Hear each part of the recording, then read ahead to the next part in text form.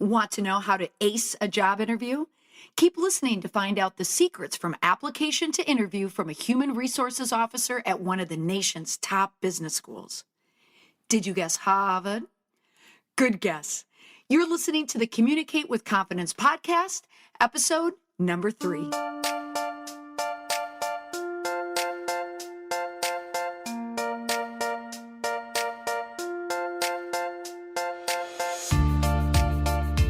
Welcome back to another episode of the Communicate with Confidence podcast.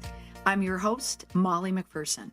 Today we're talking all about jobs, specifically how to get one when you're sitting across the desk from an interviewer. Joining me to offer insight is Ellen Mahoney. She's the Chief Human Resources Officer at Harvard Business School. Yeah, so she's a pretty big deal. But as you listen to Ellen, you will quickly discover that she's not the type of person to describe herself that way at all.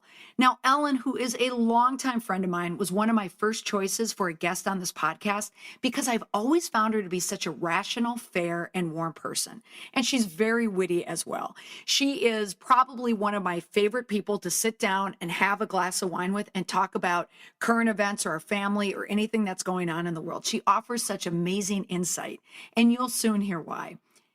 Because Ellen is offering so much to this interview today between the two of us, she will give you the secrets from the other side of the desk. We'll uncover how to ace that next job interview, how to stand out from the crowd of applicants in a good way and in a not so good way. And she brings a 21st century digital spin into the mix as well. Do interviewers look at social media accounts? Spoiler, they do, but they also look at more things online as well.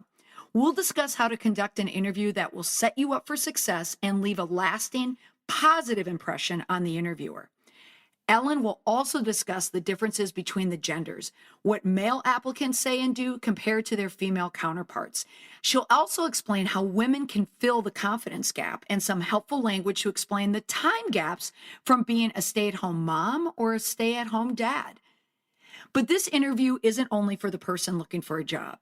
Ellen offers solid tips that help anyone who needs to understand the best practices for communicating their professional brand in a positive way.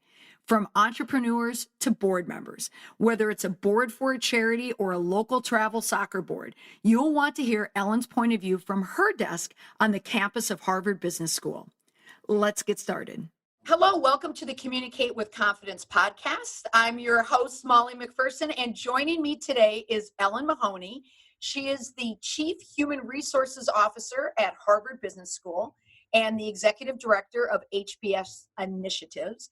And full disclosure, I know Ellen from way back when, so she's also a very good friend of mine. Ellen, thank you so much for joining me on the podcast. Thanks for inviting me. Oh, Ellen, I'm so happy to have you here because I'm excited for you to share insight on the job interview strategies for the 21st century. But more important than that, I wanted to have you as one of my first guests because you provided me with one of my favorite nuggets in my Communicate with Confidence talk that I gave last summer. I had asked you if you could contribute any nuggets of wisdom, especially related to women in the interview process. And I was speaking at a Women in Leadership conference in Worcester, Massachusetts. And when I came to the screen where I mentioned the bits of information that women, separating what women do in the interview process compared to men, it was the moment in the talk where everyone kind of froze and they look up, and it was that look of, please tell me what you said again so I can write this down. It's like really the room came to a pause, and every speaker wants information like that. But before we get to that, I would like you just to share your journey and how you got to the job. And I will add how you went from New England Patriot cheerleader to the head of human resources at Harvard Business School. I always look for that link. I'm not sure there actually is one. They were sort of parallel paths. My career started in retail management, where you actually gain a lot of confidence because you're a young, recent college graduate, and they ask you to do a great deal, own a huge budget, and actually be in charge of a lot of inventory and manage people. And you're like, okay, I'm 22, I can do this. So it's actually great training. After a few years, because I actually became a Patriots cheerleader, and I needed my Sundays to be available, I decided to go and work at Harvard University for a friend of my mom's. So my story at Harvard starts with my mom, who is 90 now, and she was a graduate class of 1949. She's still so proud that I work here. So I always say I have to work here until she passes away, as she says, because she's so proud that there's still a Harvard affiliation. So I went to work for a friend of hers part-time that summer when I was about 24 years old. And I ended up staying at Harvard for 30 plus years now, which has been a great run. During that career, I actually have achieved a law degree, which the school helped pay for. And I moved into a department that was doing human resources, career development training around 25 years ago. That was based on my experience working in retail, where I had hired a lot of people. And that's grown into a career. So I think I've been very, very lucky to work with amazing leaders who allow you to do HR in a really empathetic way. I've been able to work in an environment here at the business school where we have a lot of resources to be creative. So I've been very lucky in my career. Worked with great people. The Patriots cheerleader thing fell away after the while, but it's still one of my favorite teams, so go Pats. Yeah, okay. Yes, go Pats indeed. And we have to say here, by the time of this broadcast, it will be a few weeks later, but last night, our Boston Red Sox won the World Series. And so we both may be coming into this interview a little tired, but yes, so go Pats. And of course, our Red Sox as well. Now, what I would like to hear from you, and I've followed your journey in this job, and I know everyone is so proud, your mother, Joan, your wonderful mother, Joan, but everyone else is so proud because I think you have this very subtle style in your position. Like, you do not wear Harvard on your sleeve, which is something I find, it's one of your, highest attributes is you're just such a genuine, authentic person, but you really have an important job there because you're the first person that someone's going to see if they're interviewing for a job. And a lot of people, I would assume, want that Harvard credential when it comes to a position. So I'm curious, when you're sitting on the other side of the desk, what is your approach when someone comes into the room? Are you interviewing them the minute they walk in the door? Yeah, actually, it's so interesting. After all these years of interviewing, and interviewing for a big brand, so Harvard University is a brand name. And so all of us have to make sure that we're bringing people into the organization who will appreciate and nurture that brand, but not in any way be frightened by the brand. You want to be able to take the brand forward in whenever you're presenting it anywhere.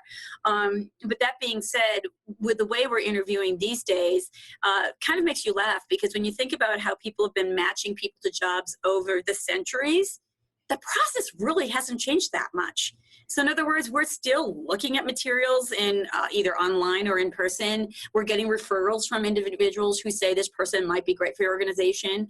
We are actually then, assessing their written materials and we're meeting with them in person. And that really hasn't changed. That's how people select people to be on their teams and how they select people to be in their jobs. So human nature always comes down to that meet and greet. So it's a very important part of the process. We are interviewing from the minute we are looking at the materials, to be honest. We're trying to assess when we look at the materials. We're assessing when we actually do the phone screen. We're assessing from the minute we actually call someone to set up the meeting. If their cat is their voicemail, that's a problem. We've actually had that. Hi, This is Mittens taking the call. Sue won't be available until 11:30. You're like, okay. I was going to say, what kind of message do you leave in reply? Your cat's voice? Yeah, generally you just say, okay, not making the cut right there. So it might be perfect if I was calling from PetSmart, but yes. Understood. Now, I appreciate that you said not much has changed, which is probably refreshing to a lot of my listeners hearing that, because I know from an older candidate, and now I notice where I am just in terms of my age and having kids who are teenagers, it's at the time now where I'm noticing a lot of people are, not a lot, but people are starting to lose their jobs. They're in that late 40s, mid 50s, and they will all of a sudden either lose their job, they've been fired or downsized, whatever the case may be. And I'm sure you hear this. People will ask, have you heard of any positions? And people are worried and they're scared. So I want to ask this question first, just because you pointed out how the job interview process really hasn't changed that much. So what if someone's coming in at that age and you're interviewing someone, mid-stage in life? What could you tell them about that interview process that might put their mind at ease? I think that if they've been invited in for the interview or been invited in for a networking conversation, which is a form of interview, it's a little bit different. But if you've been invited in, it's because your experience is being valued. So don't downplay the experience. We have people that come in and might start apologizing, men and women, for their lack of technical skills or their lack of, savvy with social media, for instance. Well, that's probably not why I'm hiring you. I probably have a lot of people that have social media experience or could, get you up to speed on Excel or whatever it is that you need. But what I'm hiring is your presence, your maturity, your judgment, the fact that you've actually managed people, projects, budgets, etc. So I think that it's understanding your strengths when you walk into that room and not focusing too much on the fact that you might get challenged on some of these other things you might consider weaknesses. Now that is very telling what you said about people coming in apologizing for not understanding technology or not being social savvy. Tell me what you want someone to tell you, the language that you want them to use to explain maybe their lack of knowledge in this rapid digital age. I think it's very job dependent, right? So some jobs really need to be doing that kind of work. You probably aren't applying for that if you don't feel comfortable in that world. By the way, I'm not going to make a generalization that because you're over a certain age, you aren't tech savvy. Some of our most tech savvy people on campus here are actually our software engineers who are, in their 60s, and they're the most current because that's their world. But I just think with any skill that you think that you might not have, I think emphasize your strengths and show a willingness to understand and be in that world.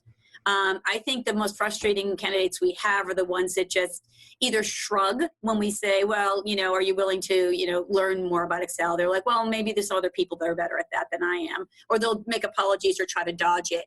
I think a willingness to learn is really much more important than actually someone who comes in and kind of fakes it. Interesting. And really, does anyone know how to use Excel? Is anyone proficient in Excel?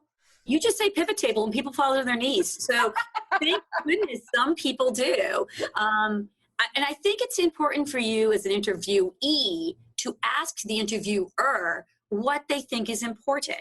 So that helps frame the conversation. In other words, if you can come in and say, okay, listen, if you're looking for someone that's super tech savvy to take you to the next level in your marketing, I'm not that. But if you need someone who's really great at doing direct mail, I know that in spades, so I think it's giving the interviewer an opportunity to say, okay, what are you really looking for? Why did my resume attract you? You can say, what was it about my background? That is excellent advice. I want to go back to one word that you said, framing. So someone walking in the door and framing themselves. Just to stay for a moment for one more question on the middle-aged candidate. What if they need to frame a firing or some type of disagreement with management, or perhaps a whole new C-suite came in and they lost their job? How could a candidate, and would apply to someone middle-aged or even, any generation really, how does someone frame themselves coming in from having lost a job? So we've gone through so many recessions and different opportunities for this to happen. And you're right, it happens during certain times in your life. It happens during certain times in the economy. This is just the nature of work. It's interesting that, they now say you will hold probably 10 to 15 jobs, titles before you retire. You'll probably work for 6 to 8 employers before you retire. So my own job history is really unusual. Now it used to be, my dad got a gold watch from the Globe because he worked there for 40 years, but you don't really see that much anymore. So first of all, we're in a different world. So remember, the framing that you're walking into is different. There's not an expectation you've been somewhere for, 10 years. Be honest. be upbeat, and move on. Those are the ways I would suggest that you look at it. So be honest about their new CC came in, wasn't a good fit. My style did not mesh with the new manager that came in. Be upbeat and say, I saw this as an opportunity to explore, fill in the blank, the following things, such as working in higher education or using these skills, whatever makes sense, and then move on. Do not roll an eye, throw someone under the bus, say, we all know how they are. Don't, even if it was an introduction to the interviewer that you had from a colleague, for instance, or a friend, don't say, well, I know you know my whole story and those people are really jerks. Don't go there. Just don't go there. So be honest, upbeat, move on. Remember, as a candidate, you will have people that were either colleagues, other senior managers, people that you worked for in prior situations who will provide references for you, who will speak to your strengths. So don't get too in your own head about the fact that you had a bad relationship with a manager or something like that. Mm-hmm. Excellent advice. You mentioned references. I had a colleague who told me last week that she received a new position and she was leaving. And I chided her and said, well, why didn't you put me down as a reference? And she said, I did. And then it occurred to me, I'm usually I'm a reference for a number of people, but I never get calls. I assume at Harvard they make that call, but the reference call, does it still happen? It still happens. I think they may call the most recent manager in most cases. That's what we try to do. There's so many restrictions on what you can and cannot say in referencing legally nowadays that you get into name, rank, and serial number a lot. Yeah, Molly worked here. She worked here for 5 years, and here was the title she had. Often that's all that HR can give. So what we're finding more about references, and this gets back to your social media kind of thoughts that we talked about earlier, is, people will check your social media. So you may be your own reference out there in the world. So it's good to know. It's good to walk into an interview and know that you can actually give a name of somebody and feel very confident about it. They may never get the phone call, but it gives you a source of confidence knowing that you can give that name. Okay, good advice. Now, let's transition onto the area that you just brought up, social media. I don't want you to give trade secrets to Harvard University and their hiring process and system they have in place, but talk to me about social media and what is on there, how it can help you, how it can hurt you as a candidate. People check. Let's be honest. Interviewers check, managers check, future colleagues check. We had a person who had been accused of some behaviors. It turned out was never convicted of them, but there was a lot of press about it. And the people that were interviewing, the actual future colleagues, were the ones that just Googled the name and came up with these former, so the poor woman, I don't think it was ever, she was not a strong candidate to begin with. But it was a situation where if she had been, it was probably the deciding vote as to not proceeding further.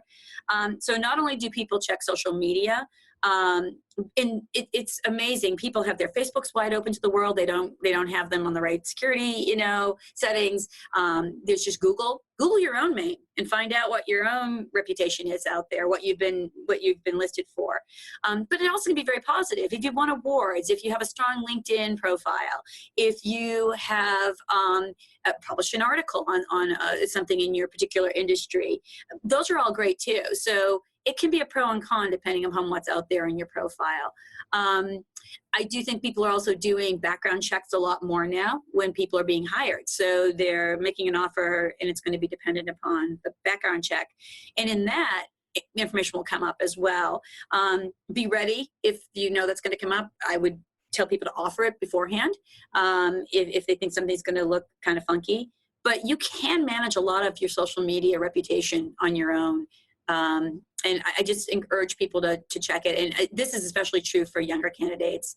I mean, you doing a beer stand is maybe impressive to your friends, but if it's out there for the whole world to see, it's not really a very promising employee strength that we're looking for. And I think it's safe to say that in the past few years, people are becoming a little smarter and savvier on how to lock down their social media.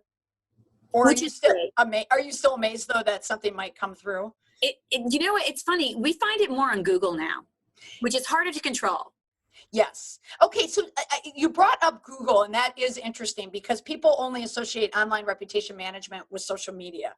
But Google is a big part about it because everyone Googles everyone, right? Yeah. And those names come up. You had touched on it. Let's say someone is connected, even a few points away from a story where their name is involved in it. And it is on Google. And I work with a lot of clients on how we can tamper bad stories on Google and how we can push them off of page one. There are tactics for doing that. But let's say there is a story from a candidate whose spouse was in the news or child was in the news. Again, something like that happens. What is the language you want to hear when they walk in? You want them to address it? Not right off the pack. I mean, let's remember, we're trying to find someone who's a good fit for the job. So the first thing you're looking at are skills and stylistic fit. And then you're going to look for somebody's character a little bit more deeply. So that's kind of the next layer of the onion. I think at that point, if the person's a very strong candidate, we often will reach out and say, hey, this has come to our attention, and we'll sometimes send them the link and just say, what's your side of the story? So we want to hear what they have to say. I mean, we live in this world too. So it's not like we're some sort of uber judge that just sits here in a clean house and says, oh, we're going to judge you on all this stuff that goes on. We know that a lot of it can be untrue, questionable, unfortunate, you're not responsible for the way your family behaves, that kind of thing. So I think that we say, well, what's your side of the story? And as long as someone, again, is kind of honest, upbeat, and moves on, I think that we're bound to take them at face value. Okay, that's excellent advice. Great 21st century interviewing advice. You had mentioned the word appearance in there. So let's kind of dive into that surface level. When someone comes in for an interview, what are they wearing? In this, I say something I always say for every organization. Research your organization that you're going to go talk to. So here at Harvard, we expect someone to be in sort of business casual, not necessarily a tie. But I would say that for men, a tie and a suit jacket shows respect for the meeting.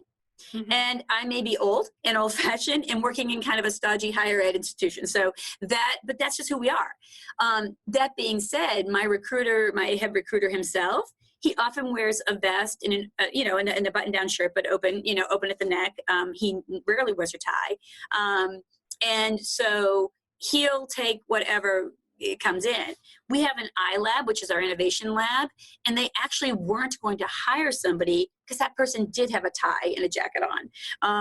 And so they're like, wow, you think he owns a fleece vest? I'm like, everybody owns a fleece vest. Of course he does. So we actually gave that candidate some advice after the first series of meetings. Say, you might want to take it down a little bit. And he was appreciative. So a little bit of it is researching the environment you're going into. If you're going to go work for a wonderful R&D company that is doing really creative work, they're probably going to be more casual.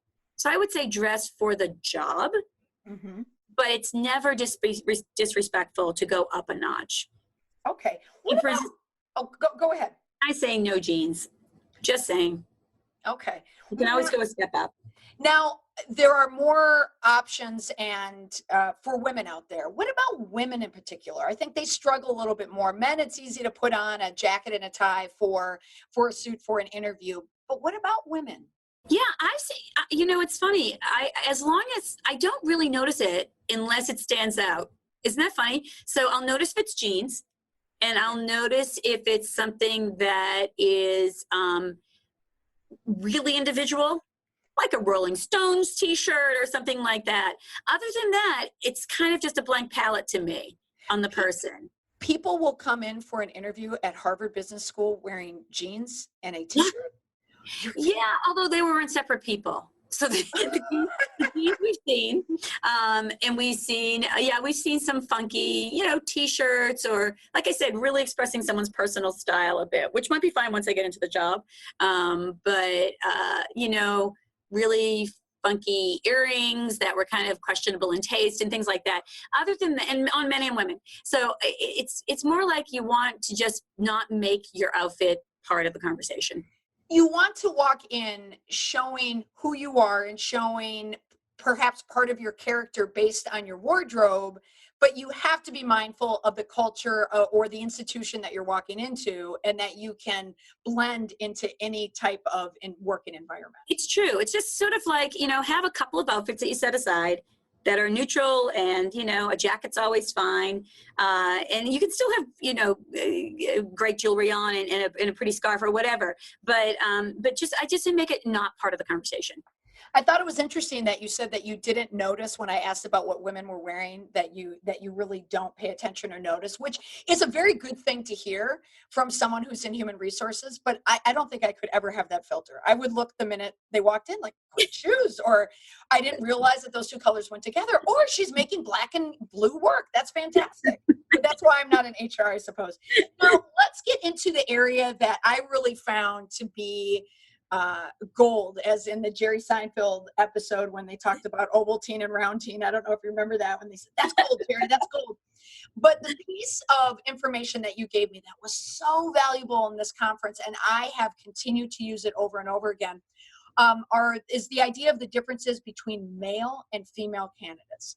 And I'm focusing a lot of my interviews on the podcast have been around, just women in this work environment, because, oh my goodness, 2018 and 2019, so many of these news stories are about women and what women have gone through, and how women are treated in the workplace and beyond.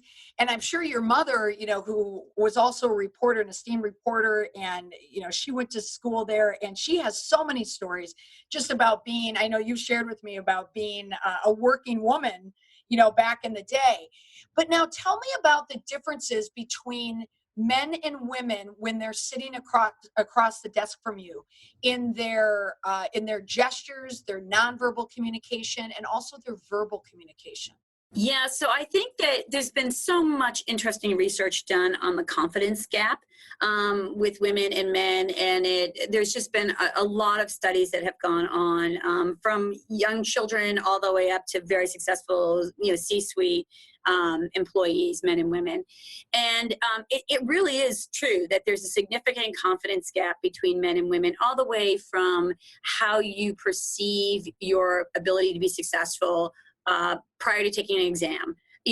People that are equally trained, well, the men tend to say, yeah, I'm probably going to ace it. And women will be like, it'd be nice if I got an A-, versus their performance. And their performance will be identical. But there's just a lot about how women approach work. A lot of that is actually linked, in some cases, they say, to tendencies of women to have been trained to be the people that keep people together, to be able to talk to each other, to be able to keep the family unit in a way of communicating. Well, men historically would go out and earn the bacon. The women were keeping everything moving at home, and that meant you had to rely on other women. You had to keep the kids and the partner and the family all together. So there's some linking in some sense to that. So women have a tendency to be more team oriented. They underestimate. So that others can be in the room. It's not as crowded in the conversation if you say, I'm part of a team.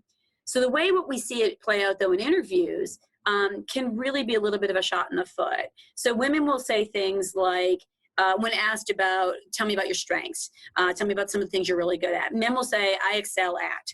I ran the following. I was responsible for the following outcome. It's very I focused. Women will say, as part of a team, we accomplished the following thing. Or I've been told I'm very good at the following thing. My feedback from my different resources have said, I usually get high scores on the following thing. And so you'll see an absolute difference in the linguistic approach to the interview process. And if you have a man and a woman back to back that you're meeting in a candidate pool, it will definitely play out as a negative bias against the woman when you go back and talk to all the people that were involved in the interview process. Now, that's interesting. Now, you've been at this job for a while, and I find that factoid so interesting, because a lot of the research that I see mirrors exactly what you're telling me. And just when I do a lot of my trainings, I work with a lot of boards, so it's a lot more male dominated, and I will hear the same type of feedback. What can women do in the position across the desk from you? Or have you noticed any women that have kind of cracked that code and said, no, I'm not going to speak that way. Tell me about any incidences where you've seen that, a confident woman. I think I'm seeing it more and more. And some of it's interesting. They may still feel not confident, but it's a choice of how you're going to present yourself. So in other words, I'm going to present myself as compelling, even if I don't feel the confidence. So I'm not asking people to change who they are or what their tendency is. I'm just asking them to, in this case, role play with integrity. So role play the fact that you actually have been invited in, which means you already have a lot to offer. You've already probably beaten out a lot of people to be invited in the first place. So take that, build on that, and just present similarly to the men. Now, what I don't want to see, though, would be someone who started to say, I, and didn't mention the team. Because actually mentioning the team and being able to work in a team is really important in our setting. And being able to be the wind beneath somebody's wing is huge because we're a service organization, rather than being someone in investment banking that's going to make a very bold move, for instance, on a deal. I need people who actually are team oriented. So some of that language is very important to understand. But practice before you come in statements such as, yes, I'm very good at the following 3 things. 3 areas where I really excel are the following. 3 areas that I really enjoy and get motivated in working in are the following. So practice those statements. Don't be not you, but practice those statements just so you can come in and they'll roll off your tongue. That's no different when I'm counseling someone in a media interview. I say the same thing. You have to have a key message about what you want to relate, about this story or incident, and then have your talking points. Don't worry about all that other information that might just come in conversation and dialogue, but remember those 3 things and make sure they are a part of that interview. And in this case, a job interview.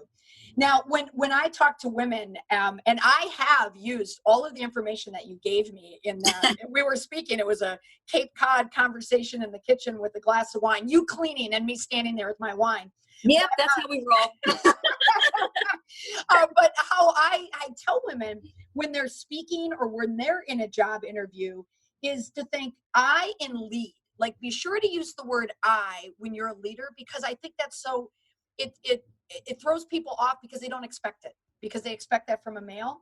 But to remember the we in team. Yes. You want to use both. And there was an example, I heard feedback about a woman applying for a job, and it was all men, and it was a C-suite job.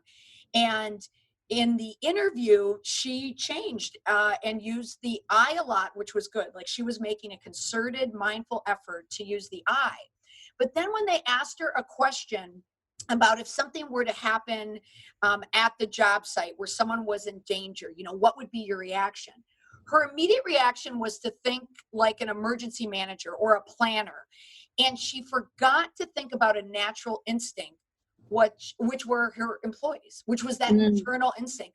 And this was a female who was known to be very nurturing, very caring, and she cared as a leader. But in that interview process, she deliberately took that piece out of her. Now, I'm wondering for women in particular, when they're interviewing, how do they work around the idea that they're working mothers in many cases, or maybe they have gaps in their jobs or gaps in the timeline of them working?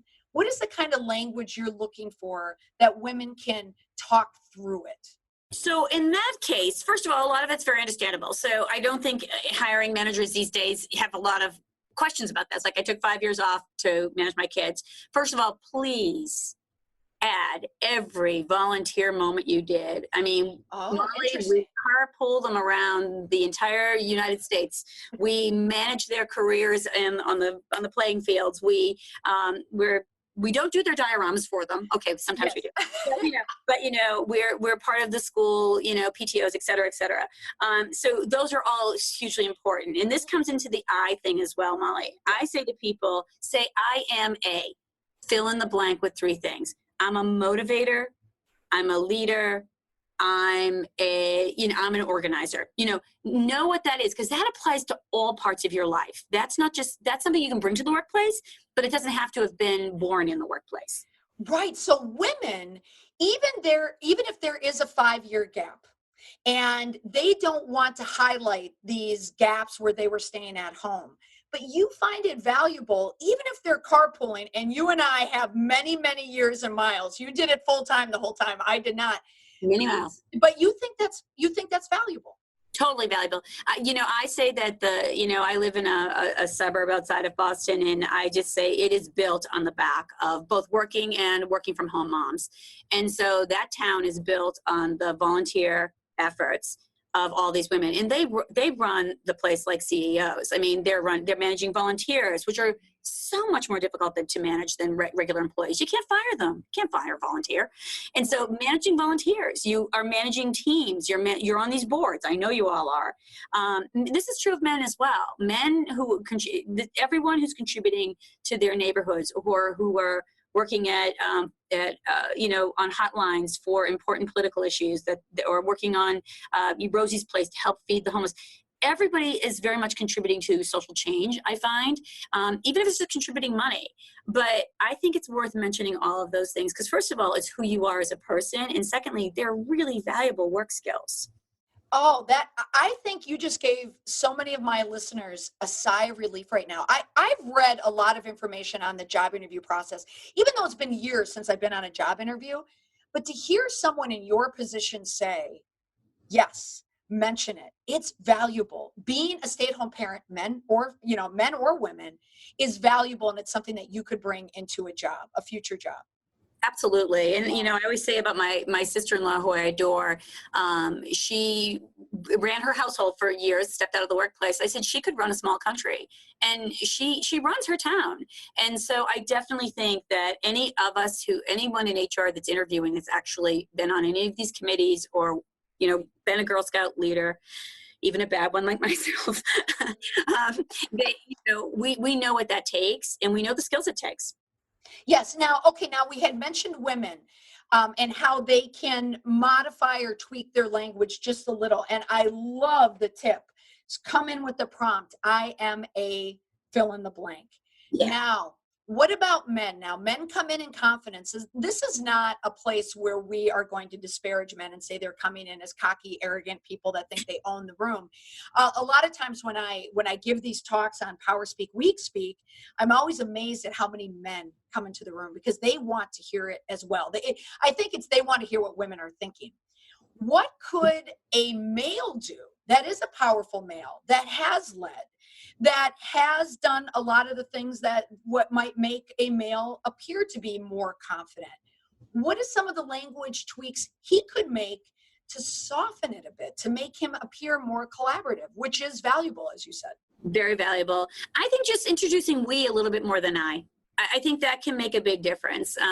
My senior management team and I think, or deliberately, either just using that terminology or deliberately talking about moments of success that involved other people being successful. So one of the big management skills that I admire, and I know a lot of my colleagues admire in HR, is the ability to motivate, engage, and then even promote your team. So whether that means losing team members because they've become so skilled they have to move on to another job, or preparing them for the next job in your organization, that's a real skill, and that takes somebody who's a very caring manager. So being able to motivate and engage a team and talking about that, I think is huge. Okay, that's for both men and women. For men and women. Okay, so speaking again of men and women, what are some of the nonverbal cues that you notice? So we just talked about language and how they speak. How about how they act? What are some of the differences between men and women, positive and negative, in terms of the nonverbal cues that you see across the desk? My pet peeves tend to be gender neutral. You and me both. So there's the over talker, who, when I say, let's walk me back through your resume, and goes back to, in 1971 when they graduated from high school. I'm like, okay, wait a minute, well, going back too far. And then is agonizing over every step. The person who's not focusing their responses on actually what you're asking, they have come in with too much of an agenda. and they really want to focus on that agenda, and you're like, no, I'm really trying to probe over here a little bit, that's too much. It's a discussion, it's an exchange of information, and so anyone who overpowers that with too much information is a problem. I find that people that don't take little notes, that's a personal pet peeve. People that come in with nothing, they don't bring an extra copy of their resume, although we always have it, but sometimes you might run into an unprepared manager. People who don't bring something to write on, just sit with their hands in their lap. Okay. Not that I have these amazing words of wisdom that I'm going to drop on you, Yeah. but there could be a certain number of things that I say that may spark you to want to respond later, or you might want to think about it. I may give you some advice about another interviewer that you might meet that you might want to write that down. I find it a little odd when somebody doesn't write anything down. I also find it very perturbing when people don't have questions. They're like, no, I think you kind of covered everything. You're like, okay. You can always ask, what do you love about working here? What do you think are the biggest challenges for this job? Give me your perspective on how the last person, what some of their big, wins were and what opportunities they left behind. You can ask everybody you interview with those same questions. And these are questions that you could prepare ahead of time. They are not determined on what's happening in that interview, because anyone can ask a question about the job itself. Completely. Challenges. Okay. So people just look at me and shrug and say, no, I think you've answered everything. I'm like, really? We've talked for 45 minutes and now you know everything about this job. I find that either you're uninterested, you don't have a curious mind, I'm not sure what that is. Now, any thought on technology? I don't want to generalize, but perhaps a millennial might not walk around with a notepad or pen. They can never even find a pen. I don't know if you're, like your kids, my kids never have a pen. And they always have to pause and think, a pen? What? What if someone walked in with an iPad and took notes on an iPad? Fine. A lot of us do. A lot of my colleagues do. Yeah, that's fine. Okay. I mean, as long as they're not checking their Instagram feed at the same time, it's all good. Right. Okay. Now, how can you tell if someone's nervous sitting across from you? So some of that's assumed. There's a famous book. It was written, I think in the 70s, called Sweaty Palms. And Sweaty Palms is called The Art of Interviewing. And it refers to the fact that actually both parties are nervous. So remember, the person interviewing coming in, of course, you're nervous because you want to, present yourself well and you're hopeful for the job or at least the opportunity to talk about it. The person interviewing, they're making a big bet. They've got to fill the job with somebody who's going to hopefully stay with the organization for a number of years, not only be a good fit for the job, but a good fit for the organization, for the culture. They may be trying to build a team for the future, and they're wondering about what this person possibly, what their growth potential is, et cetera. So it's almost a sweatier palm on the interviewer side, in a sense, than the interviewee. So it's called Sweaty Palms. And it was just put your mind at ease. Remember, the other person's a little nervous as well. But I can tell they're nervous when there's certain verbal tics that will just keep repeating themselves. They'll talk too much. They'll give very short, curt answers. They're visibly, uncomfortable, perched on the side of their seat, fidgeting with the hands. But we forgive a lot of that as being what I'll call an interview tic. And I'll often say when someone asks me an interview, they'll say, how did the person do in the interview? What did you think? A hiring manager will ask me. I'll say, you know what, this could have just been an interview tic, but they really didn't seem to want to leave their last organization because all they did was talk about how great the last organization was. Or interview tic, very long answers, that kind of thing. But what we'll say is we'll just put that down to a little bit of a, nervousness for the interview, and we'll just test that a little further as we go further in the process. Oh, that's interesting. But you're so seasoned at what you do. When someone is talking about a previous job that they had and how much they loved it, that's just your experience coming out. Probably they did not want to leave that job. So that's not necessarily a tic. It's your being. It could be, but I think what we want to do for them is give them the feedback afterwards, and say, listen, we're going to move you on to the next group. Here's what I want to tell you though. This came through loud and clear that you seem to be really nostalgic. Yes. We don't have anymore. It doesn't make you feel ready for the new one. Or, I noticed that you didn't take any notes. We've actually we give that feedback. You didn't take any notes. And that was actually it was a little uncomfortable for the person talking with you. So we try to help people as they move forward. Now, if they don't take the feedback, that's another, Is that formal feedback that you offer or Yeah, informal? well, just as if I move someone forward into the next phase, if they go into the next round of interviews, and we're notorious here, by the way, for like multiple rounds of interviews. That may not be the case in every employer, but we definitely will say, I think that to be honest with people in the candidate pool is the only way that you can get a good relationship going. I mean, they may be your colleague, and so I think that you need to tell them there's 4 people moving forward. And here's what we're noticing about you. It's all very competitive. There are people that are internals, for instance, I might mention, so they may have a leg up. But here's what you could play up. And so I try to be very honest with people, and I'll say, and by the way, one thing we noticed was the following, and it might be something you could work on. And feedback, I find, can be very, very painful. And people don't want to ask for it because they don't want to hear anything negative about themselves. You know, it's that pain. But in my trainings, I give trainings on giving and receiving effective feedback. And I also use the word feedback when really it could be a complaint. But that's why feedback is such a nuanced word. It just kind of dampens it just so. But I find feedback to be one of the most valuable parts of any type of interaction, whether it's an interview or a negotiation. That's gold. It's gold, Jerry. That's good information.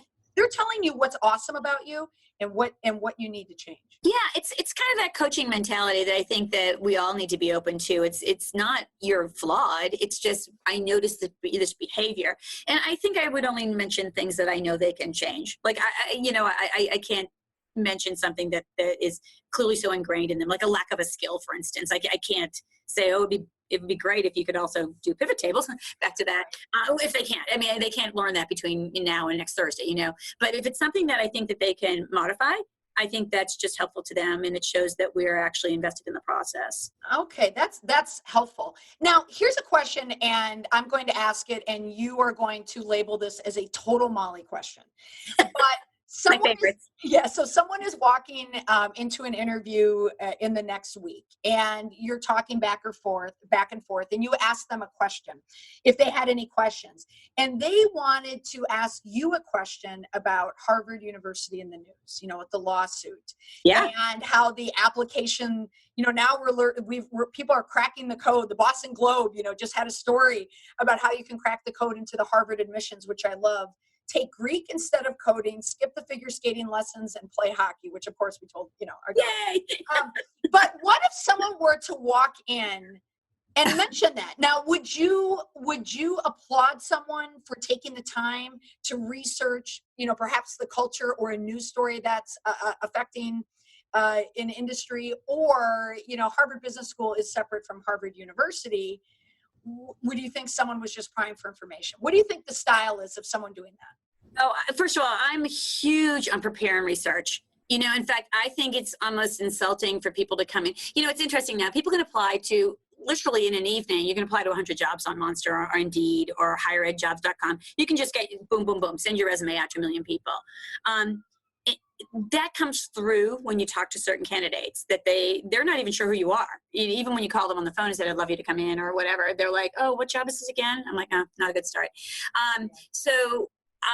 I find that people that come in that have taken the time to at least look at the website, at least look at, especially if it's a certain job in a certain area, like one of the initiatives that I manage, at least have looked at their website, at least have some familiarity with the work that they're doing. And if there's something hot in the news, like Harvard just finished a giant campaign and I'm interviewing people for the development field, they should know that. Yes. And so, good or bad, you know, Harvard and big brands are targets of interest to the world as to how they do their policies and procedures. This is a big one. This is a nationwide interest, because this particular lawyer has pursued this a couple of times with different higher ed institutions. So yeah, it's a very interesting question. So we would absolutely talk about what we can about that. And I would, some of it's in the tone in which it's asked, right? So that's true of anything. If it's asked in sort of a you know, I'm just kind of fascinated by this in a morbid way, versus, wow, this is an interesting topic. Higher ed is going to, you know, be very interested in the world, is going to be very interested in the results. Then I find that to be someone that's just kind of tuned in and curious about the employer. They're like Molly, in other words, right? Molly, when I was chuckling when I was saying, the people that don't ask questions is so annoying, because you have such a skill. You're such a journalist at heart. You have such a skill for always asking questions, and people leave meetings with you saying, she's so interested in me. You may not be, but you certainly come across that way. We love information. Love information. Okay, now the last part, the content information that you've just given the listeners so far has been so valuable. I know people are writing notes, and I'm going to provide a lot of the information you said in the show notes. But the last piece is, what can someone do to absolutely ace an interview? Your top 3 for acing an interview. So, it's interesting. The interview, in the end, is part of this process to find someone who's a great fit for the organization. And so I think acing an interview is a combination of you gaining great perspective on the organization you're going into. Like, acing an interview to me is not getting the job. It can be, that can be one outcome, okay? But acing an interview can be walking away with really deep understanding of the organization, feeling that you put your best foot forward. I felt that I presented everything I possibly had for that job. I felt I presented it in a manner that was confident, comfortable for me. I felt that I walked away with a lot of information about that job. And the other part of acing it for me is someone who feels comfortable. And I know that sounds funny, but you can feel when somebody feels like, okay, I actually kind of like these people. Like, I kind of feel I could fit in here.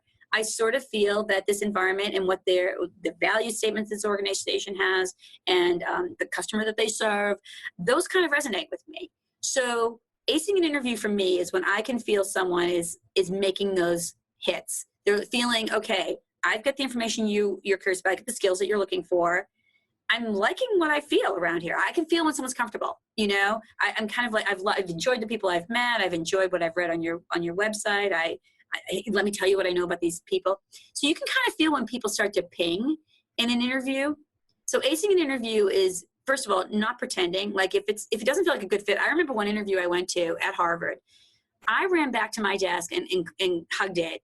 I could not imagine working with the people that I met. They were amazing, but they really had a very different vision of what they needed in that job than what I could offer them. So some of it's understanding that fit. So I'm not giving you a great answer, because I think that for me as an interviewer, it's aced when I feel the person feels comfortable. I feel they're a really strong 60 to 70% match on the skill side to what I need, with about a 30% opportunity to learn more and grow. I feel like they understand my comp structure. So let's talk compensation for a second. Mm-hmm. And that's okay, that this isn't going to be a painful moment at the end where they're like, what? I was looking for 4 times that. I feel they understand that. And I feel that they're going to be someone who fits into our culture. I was just going to wrap up the interview, but now I can't, because you brought up compensation. And I know this is a big concern when people are sitting down for a job. Of course. And don't know how to give that number. Yep. What is the language you can use about the compensation? So first of all, in higher ed, we're a little different. We often will call for a screening interview, and we're pretty honest about our comp. And it's on our website. So if you look at a lot of higher ed, they'll actually have, this is a grade level 57, and that pays in the following range. And we usually pay around the midpoint of the range. So that, we're a little bit more out there than most people. In fact, a lot of times when you apply online to different companies, they'll say, what's your comp expectations? And you have to pick a range.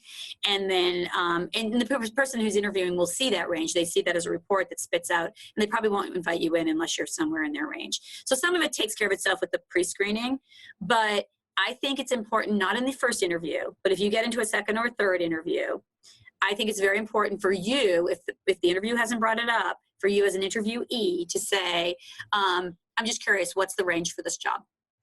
Oh, good. Because not every employer is Harvard, where right. It is online. And this is a question I know, especially for millennials, when they have no idea what the compensation or the package is. And I'm amazed how they're just asked. And then they'll throw out a number, $35,000. Okay, great. And then they get the job, and then they're stuck because of just some reflexive comment. Right. So I think it's great for you as an interviewer if it hasn't come up. And by the way, shame on HR if they don't come out with it in the beginning, because that's kind of HR malpractice. I think they should be much more evident about what the ranges are. But you as a person coming in, you can, like I said in the second interview, you can say, by the way, can you just give me kind of a sense of the range of the job and perhaps a little bit of information about the benefits? Because remember, when you're interviewing for a job, you want the total comp is very important. So yes, the base salary is going to be a number you need to survive on. You need that number. But then the benefits are extraordinarily important and extraordinarily valuable. As far as the health and welfare benefits, the days off that you get, any other perks that might come with the job, whether there's a variable pay program of some sort, those all add up to being a whole comp package that you need to understand, especially if you're weighing more than one job. Okay, that's excellent advice. As we wrap up the episode now, is there any final piece of advice that you could give a candidate, someone that is going into an interview this week? Remember, you're interviewing as well. So I really think this role playing with integrity is important. Understand you're going to go in and present your best self. You want it to be focused on that job, that industry, that organization. Research them. Have a few of those open questions that you could ask anybody in the interview process. Ask everyone why they love working there. You'd be surprised. People love talking about themselves, and they'll just fall back like, wow, that's a great question. And then they'll go on and on. But be ready for that. And when you leave, make a couple of notes to yourself as to things that you thought went well, questions you still have in your mind, because if you get invited back for the next round, that's a nice opportunity to ask those questions. Mm-hmm. But really just a little bit of prep and be yourself, role playing with integrity. Oh, that's such a good line. I like that. So, so in conclusion, if we had to summarize what you're saying, research is vital if you are going into a job interview. Researching the employer, researching perhaps the person that you're interviewing. I know if I knew I were sitting down in front of you, I would have seen your LinkedIn page. I would have stalked you all over social media. I would, try to find out what minivan you're driving to follow you around. But research is very important. You follow me in your minivan. Yes. Tailgating you, yes. And then also, obviously, to be yourself. That's so important, just to be your genuine self when you're doing an interview. Also, be prepared. Look online, search online, find out who you're interviewing, where you're going, what type of job, other people that work there. Be mindful of the confidence gap. Be mindful of your personal confidence gap on the language that can project a more confident you. And if you are overconfident, maybe sprinkle in the we's and the teams, any type of collaborative language that you can. And the last point about acing the job interview, and you said it right in the beginning, and I thought this really sums up who you are as the head of HR, and hopefully my listeners will always be lucky to be across the desk with someone like you, is you said in order to ace an interview, it's not about getting the job. It's about doing well in the interview. It's about preparing for it, taking as much information as you can and what you've learned in that interview to help you perhaps get an interview someplace else or in that place again, in case you get a call back. Exactly. Oh, yeah. Well, Ellen, I want to thank you for joining me today. I know firsthand how valuable your tips are for people, especially women, because when I have given your tidbits in talks, they will come back to me after the talk and they will say, okay, I need to write this down again. What did you say about the job interview? And I will tell you that I do give you, the nod, because I said, this is coming straight from the front lines, from an HR director, and this is so valuable. And for a lot of my listeners out there that are navigating this job interview process, it's not an easy time, but it sounds like it's also an opportunistic time too, because there's so many tools for researching and finding out what you're doing and what you're applying for, that now's a really, really good time to be looking for a job as well. I agree. Well, thanks for doing this for people, Molly. It's awesome to have the opportunity. Oh, my goodness. Well, thank you, Ellen, and thanks again for being here. It was a pleasure to speak with you. You too. Good luck, everyone. And there it is, your guide to getting the gig the next time you find yourself in an interview for a job or a project or any other situation where you need to project the best aspects of yourself. I hope you love this episode as much as I did. Reach out to me on social media and let me know if any of Ellen's advice or tips resonated with you. Share your thoughts and your own tips on the subjects we discussed to help you in the interview process or to help other people land that job or land that next gig. And before I let you go, Don't forget to subscribe to this podcast on iTunes or wherever you listen to your podcasts. If you learned a lot today from Ellen, you'll set yourself up for continued success if you subscribe. Thanks again for tuning in. I cannot wait to continue the conversation next time.